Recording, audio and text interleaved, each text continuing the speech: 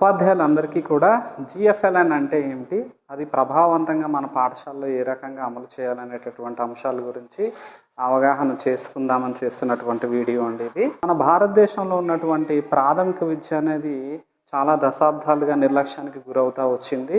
ఆశించిన స్థాయిలో ప్రాథమిక విద్య అనేది బలోపేతం అవ్వలేదు. దీన్ని బలోపేతం చేయాలి అన్నప్పుడు మనకు ఖచ్చితంగా ఒక లక్ష్యానుగుణంగా మనం ఒక కార్యాచరణ రూపొందించుకొని మనం ముందుకు వెళ్తేనే ప్రాథమిక విద్య బలోపేతం అవుతుందని తలంచి ఎన్ఈపి 2020లో నిపుణ్ భారత్ అనేటటువంటి దాని ద్వారా కొన్ని లక్ష్యాలను నిర్దేశించుకోవడం జరిగిందండి. అవి ఏంటి అంటే, నిపుణ్ భారత్ అంటే national initiative for proficiency in reading with understanding and numeracy. భారత్లో మనకు కొన్ని లక్ష్యాలను నిర్ధారించుకోవడం జరిగింది. ముఖ్యంగా 3 రకాలైనటువంటి లక్ష్యాలు ఈ నిపుణ్ భారత్లో మనం నిర్దేశించుకున్నాం. నిపుణ్ భారత్లో వాళ్ళు ఏ అంశాల మీద ప్రత్యేకంగా దృష్టి పెట్టారు అని అంటే, విద్యార్థులు పఠనము మరియు లేఖనము, సంఖ్యాభావన అనేటటువంటి విషయాల్లో పూర్తి స్థాయిలో ఆశించిన సామర్థ్యాలు సాధించాలనేటటువంటి లక్ష్యంతో ఈ నిపుణ్ భారత్ని మొదలు పెట్టడం అనేది జరిగిందండి. భారత్లో వాళ్ళు నిర్దేశించినటువంటి లక్ష్యాలు ఏంటి అంటే, ఒకటి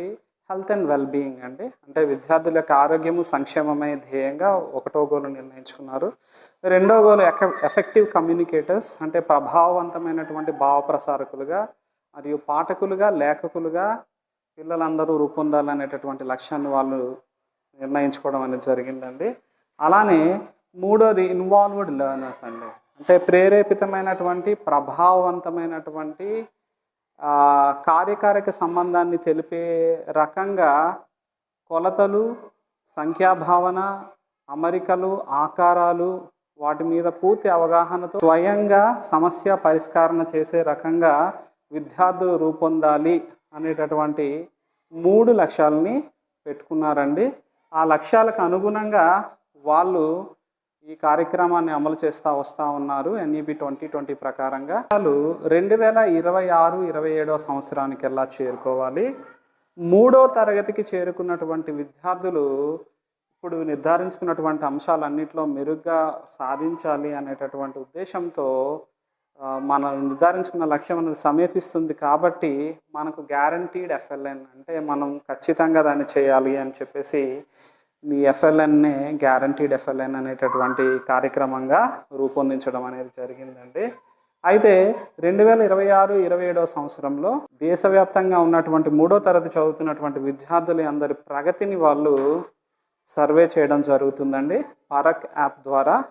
దాని ద్వారా వాళ్ళు అనుకున్నటువంటి లక్ష్యాలను ఏ మేరకు చేరుకున్నారు, ఎంత మేర వాళ్ళు సాధించగలిగారు, ఏ రకంగా దాన్ని ముందుకు తీసుకువెళ్ళాలి అనేటటువంటి లోపాలు ఏమిటి అనే దాని గురించి వాళ్ళు బేరీజు వేసుకొని తదనుగుణంగా కార్యాచరణ మరలా రూపొందించుకోవడానికి ఉపయుక్తంగా ఉంటుందనే ఉద్దేశంతో గ్యారంటీడ్ ఎఫ్ఎల్ఎన్ అనేటటువంటి కార్యక్రమాన్ని అమలు చేయడం అనేది జరుగుతూ ఉంది. ఎఫ్ఎల్ఎన్ అంటే ఏంటి అంటేనండి, ఖచ్చితంగా నిర్దేశించుకున్న గడువులోగా ఆ సామర్థ్యాలన్నీ కూడా విద్యార్థుల్లో పెంపొందించాలని 1 నుంచి 5వ తరగతి వరకు కూడా ఒక ప్రత్యేక కార్యాచరణ ద్వారా గణితానికి సంబంధించి, తెలుగుకు సంబంధించి, ఆంగ్లానికి సంబంధించి కొన్ని కార్యక్రమాలు, కృత్యాలను రూపొందించారు. అవి సక్రమంగా అమలు చేసినట్లయితే అందరు విద్యార్థులు కూడా గణిత ప్రక్రియలు చేయగలిగేలాగా, అలాగే వాళ్ళకి ఇచ్చినటువంటి దాన్ని చదివే పాఠకులుగా, స్వయంగా రాసే లేఖకులుగా మారుతారనేటటువంటి అభిప్రాయంతో ఈ యొక్క కార్యక్రమాన్ని అమలు చేస్తూ ఉన్నారండి. తరగతులను అనుసరించి వాళ్ళు కొన్ని ఇండికేటర్స్ అనేవి ఇచ్చారండి. ఆ కీ ఇండికేటర్స్ ప్రకారంగా విద్యార్థులలో సామర్థ్యాలు మనం పెంపొందించాలి. ఇక తెలుగుకే చూసుకున్నట్లయితే 1వ తరగతి విద్యార్థులు అనేవాళ్ళు వాళ్ళకి ఇచ్చినటువంటి 1-2 అక్షరాలతో ఉన్నటువంటి పదాలను చదవగలగాలి, రాయగలగాలి, దాన్ని అర్థం చేసుకోగలగాలి, బిగ్గరగా చదువుతూ అర్థం చేసుకోగలగాలి, ఆ స్థాయిలో వాళ్ళు ఉండాలని చెప్పేసి ఇండికేటర్స్ అనేవి ఇవ్వడం జరిగిందండి. అలాగే 2వ తరగతి తెలుగుకు సంబంధించి ఆ విద్యార్థులు కనీసం 3 అక్షరాల పదాలను వాళ్ళు, సరళ పదాలను వాళ్ళు చదవగలగాలి, రాయగలగాలి, దాన్ని అర్థం చేసుకోగలగాలి. ఈ రకంగా 2వ తరగతి విద్యార్థులు కూడా రూపొందాలి అని చెప్పేసి వాళ్ళు తెలుగుకు సంబంధించి పెట్టుకోవడం జరిగిందండి. ఇక 3వ తరగతికి వచ్చినట్లయితే 4 అక్షరాల పదాలను వాళ్ళు చదవాలి. అది కూడా 40 వర్డ్స్ కౌంట్ ఫర్ మినిట్ అనేటటువంటి వేగంతో వాళ్ళు చదవాలి అని చెప్పేసి మనకి ఇక్కడ ఇచ్చారండి. కనీసం 5 అక్షరాలు చదవాలి వాళ్ళు ఆ వేగంతో. ఇక 4వ తరగతి వాళ్ళు అయితే 5-6 అక్షరాలను 45 నుంచి 50 వర్డ్ కౌంట్ ఫర్ మినిట్ వేగంతో చదవాలనేటటువంటి ఇండికేటర్స్ ఇచ్చారు. ఇక 5వ తరగతి వాళ్ళు అయితే వాళ్ళ పాఠ్యాంశంలోని వాక్యాలను ధారాళంగా వాళ్ళు చదవగలగాలి. ఇది కూడా 50+ వర్డ్ కౌంట్ ఫర్ మినిట్ వేగంతో చదవాలి అనేటటువంటి ఇండికేటర్, పెర్ఫార్మెన్స్ ఇండికేటర్స్ అనేవి ఇక్కడ ఇవ్వటం జరిగిందండి. ఇక అది అర్థం చేసుకోవాలి, దాన్ని వ్యక్తపరచగలగాలి, అంటే లేఖన రూపంలో వ్యక్తపరచగలగాలి. కనీసం స్వయంగా వాళ్ళు అనుకున్న విషయాన్ని 2-3 వాక్యాల్లో రాసే రకంగా 5వ తరగతి వాళ్ళు తయారవ్వాలి అని చెప్పేసి ఇక్కడ మనకు ఇవ్వటం జరిగిందండి. అలాగే 1వ తరగతి వాళ్ళు ఒక అంకె సంఖ్యలను 1 నుంచి 20 వరకు అంకెలను గుర్తించగలగాలి, ఆ అంకెలను చెప్పగలగాలి, దాన్ని రాయగలగాలి. అలానే ఒక అంకె కూడికను చేయగలగాలి, చతుర్విధ ప్రక్రియలో కూడిక చేయగలగాలి. 2వ తరగతి వాళ్ళకు సంబంధించినట్లయితే 10 నుంచి 99 వరకు ఉన్నటువంటి సంఖ్యలను గుర్తించగలగాలి, చదవగలగాలి, రాయగలగాలి. దానిలో చతుర్విధ ప్రక్రియలు 2 అంకెలను ఒక సంఖ్యతో కూడిక చేసే విధంగా వాళ్ళు రూపొందాలని చెప్పేసి అభిప్రాయపడ్డదండి. ఇంకా 3వ తరగతికి చూసినట్లయితే 3వ తరగతి విద్యార్థులు 3 అంకెల సంఖ్యలను చదవగలగాలి, రాయగలగాలి, గుర్తుపట్టగలగాలి. దానితో చతుర్విధ ప్రక్రియల్లో కనీసం గుణకార ప్రక్రియ వరకు కూడా వాళ్ళు పరిచయం అయి ఉండాలని చెప్పేసి అభిప్రాయపడ్డది. స్థాన విలువల మీద కూడా అవగాహన కల్పించుకోవాలని చెప్పేసి ఈ పెర్ఫార్మెన్స్ ఇండికేటర్లో వాళ్ళు నిర్దేశించడం జరిగిందండి. ఇక 4వ తరగతికి వచ్చినట్లయితే వాళ్ళు 3 అంకెల సంఖ్యలను చదవగలగాలి, అలాగే రాయగలగాలి, గుర్తించగలగాలి, చెప్పగలగాలి. ముందు సంఖ్య ఏంటి, వెనకాల సంఖ్య ఏంటి అన్నది కూడా చెప్పగలగాలి. అలానే 2 సంఖ్యలను పోల్చడం కూడా రావాలి. అలాగే ఒక స్టెప్ పద సమస్యలను చేయగలగాలి. ఈ రకంగా విద్యార్థులు రూపొందాలని చెప్పేసి పెర్ఫార్మెన్స్ ఇండికేటర్స్ ఇవ్వటం జరిగింది. ఇక 5వ తరగతికి సంబంధించి 5వ తరగతి వాళ్ళు కూడా 4 అంకెల సంఖ్యలను వాళ్ళు గుర్తించగలగాలి, రాయగలగాలి. అలానే చతుర్విధ ప్రక్రియలలో భాగాహార ప్రక్రియ వరకు కూడా వాళ్ళు చేయగలిగేలాగా వాళ్ళని రూపొందించాలి అని చెప్పేసి పెర్ఫార్మెన్స్ కీ ఇండికేటర్స్లో మనకు గణితానికి సంబంధించి అనేది ఇవ్వటం అనేది జరిగిందండి. అదే రకంగా మనకు ఇంగ్లీష్కి సంబంధించి చూసినట్లయితే ఇంగ్లీష్లో 1వ తరగతి వాళ్ళకు అక్షరాలు దాని శబ్దాలను జతపరిచేలాగా వాళ్ళతో చెప్పించాలి. ఆ అక్షరాలతో కనీసం ఒక పదం రాసేలాగా వాళ్ళను తర్ఫీదు ఇవ్వాలని చెప్పారండి. 2వ తరగతిలో అక్షరాలు వాటి శబ్దాలతో జత చేస్తూ దాంతో ఏర్పడేటటువంటి పదాలు రాయగలిగే స్థాయిలో వాళ్ళు ఉండాలని చెప్పేసి ఈ ఇండికేటర్స్లో చూపించడం జరిగిందండి. 3వ తరగతి వాళ్ళు అక్షరాలను వాటి శబ్దాలను జతపరుస్తూ గుర్తిస్తూ రాస్తూ దానితో కొత్త పదాలు రాసే రకంగా వాళ్ళు తయారవ్వాలి అని చెప్పేసి ఈ ఇండికేటర్స్లు ఇవ్వటం జరిగిందండి. ఇక 4వ తరగతికి వచ్చేసరికి అక్షరాలు గుర్తిస్తూ వాటి శబ్దాలతో జత చేస్తూ పదాలు రాస్తూ ఆ పదాలతో ఒక వాక్యం రాసే రకంగా వాళ్ళు రూపొందాలని చెప్పేసి చెప్పారు. 5వ తరగతికి వచ్చినట్లయితే అక్షరాలను గుర్తిస్తూ దాని శబ్దాన్ని జత చేస్తూ కొత్త పదాలను అక్షరంతో ఏర్పడే వాటిని రాస్తూ ఆ పదంతో ఒక 2-3 వాక్యాలు సొంతంగా రాసేలాగా విద్యార్థులు రూపొందాలని చెప్పేసి ఆంగ్లానికి సంబంధించినటువంటి పెర్ఫార్మెన్స్ ఇండికేటర్స్ అనేవి మనకి ఇవ్వటం అనేది జరిగిందండి. ఈ రకంగా మనకు తెలుగుకు సంబంధించి, గణితానికి సంబంధించి, అలానే ఆంగ్లానికి సంబంధించినటువంటి ఉద్దేశించుకోవడం అనేది జరిగిందండి. కార్యక్రమాన్ని మనం అమలు చేసే క్రమంలో 1-2 తరగతులకు సంబంధించినటువంటి కార్యాచరణ ఒకలా ఉందండి. అలాగే 3, 4, 5 తరగతులకు సంబంధించినటువంటి కార్యాచరణ వేరేలా ఉంది. ఖచ్చితంగా 2 ఉపాధ్యాయులు చేయాల్సి ఉంటుందండి. 1, 2కు సంబంధించినటువంటి దాంట్లో కూడా మనము గ్రూపులుగా విడదీసుకోవాలండి. నేను ఇక్కడ 3, 4, 5 తరగతులకు సంబంధించినటువంటి విద్యార్థులను గ్రూపులుగా విడదీశాను. నాకున్నటువంటి విద్యార్థులు 20 మంది అండి.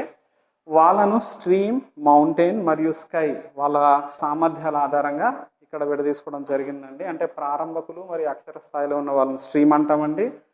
అలానే పదస్థాయి పారాస్థాయిలో ఉన్న వాళ్ళని మౌంటైన్ అంటాం. అలానే స్టోరీ స్థాయిలో ఉన్న వాళ్ళని స్కై లెవెల్ అంటాం. ఈ రకంగా విభజించుకొని గ్రూపులుగా వాళ్లకు ప్రత్యేకమైనటువంటి కృత్యాలు కార్యాచరణ రూపొందించుకొని మనం అమలు చేయాలి ఉంటుందండి. ఆ కార్యాచరణ అన్నది మనకు ఎస్సీఆర్టీ వాళ్ళు మరియు సమగ్ర శిక్ష వాళ్ళు మనకు పీడిఎఫ్ రూపంలో అందించారు.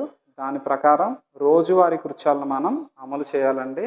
ఆ అమలు చేసే క్రమంలో మనం డైరీ కూడా రాయాలండి. 3 గ్రూపులుగా విభజించి ఆ 3 గ్రూపులకు సంబంధించినటువంటి విద్యార్థులకు సంబంధించినటువంటి కృత్యాలు ఇక్కడ రాసుకోవడం జరిగిందండి. తెలుగుకి సంబంధించి స్ట్రీమ్ వాళ్ళకి ఒక రకమైన కృత్యాలు, అలానే మౌంటైన్ వాళ్ళకి ఒక రకమైన కృత్యాలు, స్కై వాళ్ళకి ఒక రకమైనటువంటి కృత్యాలు మనం నిర్వహించుకుంటాం. అలాగే గణితానికి సంబంధించి కూడా 3 గ్రూపుల వాళ్ళకి 3 రకాలైనటువంటి కృత్యాలు, అలానే ఆంగ్లానికి సంబంధించి కూడా 3 రకాలైనటువంటి కృత్యాలు మనం నిర్వహించుకుంటాం. ఈ కృత్యాలను మనం నమోదు చేసుకోవాలండి. ఎందుకు అంటే ఈ కృత్యాలు నమోదు చేసుకుంటేనే మనకు అది ఒక ఎవిడెన్స్ లాగా ఉపయోగపడుతుంది. మనము వ్యక్తిగతంగా పెట్టుకునేటటువంటి సెలవులు, అక్కడ ఇచ్చినటువంటి కార్యాచరణలో ఉన్నటువంటి రోజులు ఒక్కొక్కసారి మిస్ మ్యాచ్ అవుతాయి. కాబట్టి మనము ఎన్ని రోజులు పాఠశాలలో ఉన్నాము, మనం ఏ రోజు కృత్యాలు చేస్తున్నాం అన్నది అక్కడ రోజువారీగా అన్నది తేడా రాకుండా ఉండాలంటే మనం ఏమేమి రోజుల్లో ఏమేమి చేసామన్నది తెలియాలి అని అంటే ఖచ్చితంగా డైరీ రాసుకుంటే మంచిది అని నా అభిప్రాయం అండి. ఈ డైరీతో పాటుగా మనం అచీవ్మెంట్ రికార్డును కూడా రాయాల్సి ఉంటుందండి. అచీవ్మెంట్ రికార్డ్ అంటే రీడింగ్ స్కిల్, ఆ విద్యార్థి fluency, word count for minute అనేది ఏ రకంగా ఉంది, అతను చదివిన విషయాన్ని ఏ మేరకు తను సంగ్రహించగలుగుతున్నాడు అనేటటువంటి విషయాలు కూడా నమోదు చేసుకోవాలి.